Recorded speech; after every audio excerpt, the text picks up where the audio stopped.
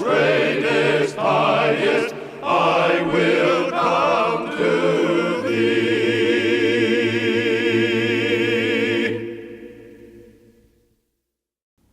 When Christopher Columbus was on his fourth voyage to the New World, he had some bad luck because worms ate holes in the wooden boat, causing it to take on water.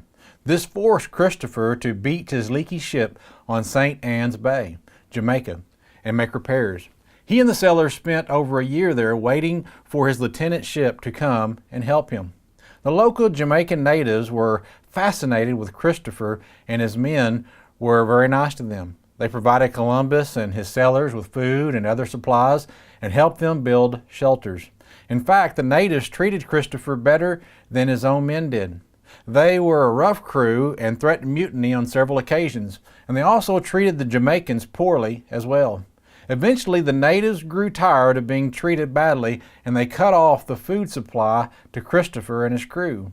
His crew wanted to go fight them and make them give them food, but Christopher came up with a better plan and asked the native chiefs to attend a meeting with him just before sunset on February 29, 1504.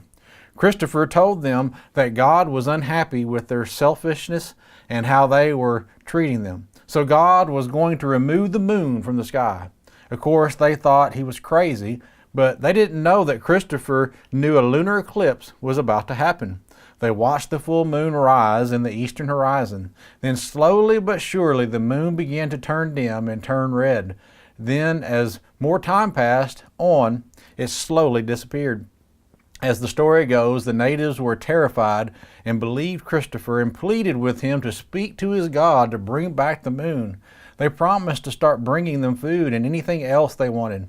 So Christopher said he would go talk to God to see if he would forgive them. He came back and said that God would forgive them if they would keep their word about bringing them more food and providing them with whatever they needed. They agreed.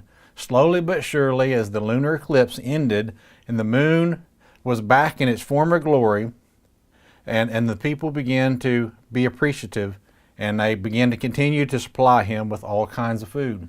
While this was a creative way for Christopher to keep his men from starving, it just goes to show how some have no problem using God for a means of gain. Paul said in Titus 1 and verse number 10, "For there are many insubordinate, both idle talkers and deceivers, especially those of the circumcision, whose mouths must be stopped, who subvert whole households, teaching things which they ought not, for the sake of dishonest gain.